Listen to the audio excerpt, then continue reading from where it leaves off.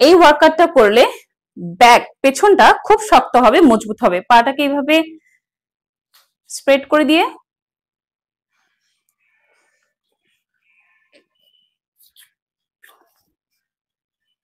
যতটা পারবো কার্ভ করব।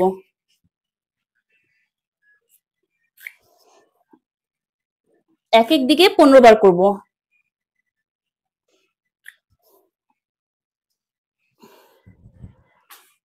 প্রতিদিন এটা 30 বার করে করব। এই ওয়ার্কআউটটা করলেও আমাদের পিঠ বা ব্যাক সাইডটা খুব মজবুত হবে।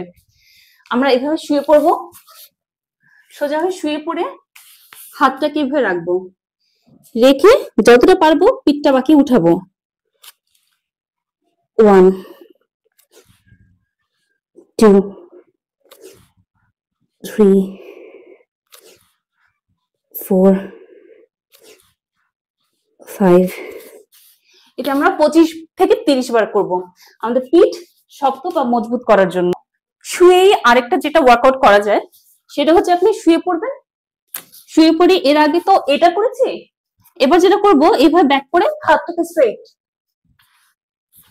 1 2 3।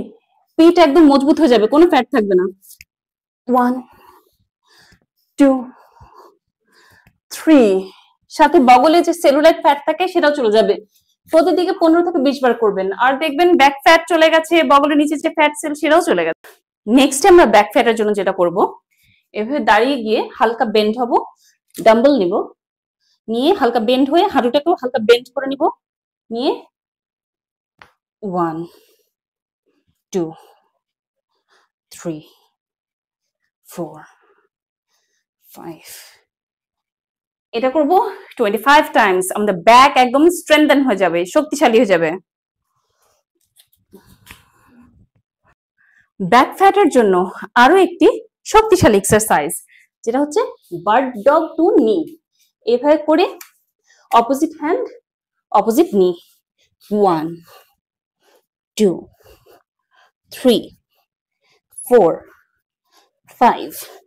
একই জিনিস আমরা অপোজিটে করব, 1 2 3 4 5। এটা এক এক দিকে আমরা করব 20 থেকে 25 বার। আমাদের পিঠ অনেক মজবুত হয়ে যাবে। ব্যাক ফ্যাট চলে যাওয়ার জন্য আরো একটা এক্সারসাইজ দেখাচ্ছি।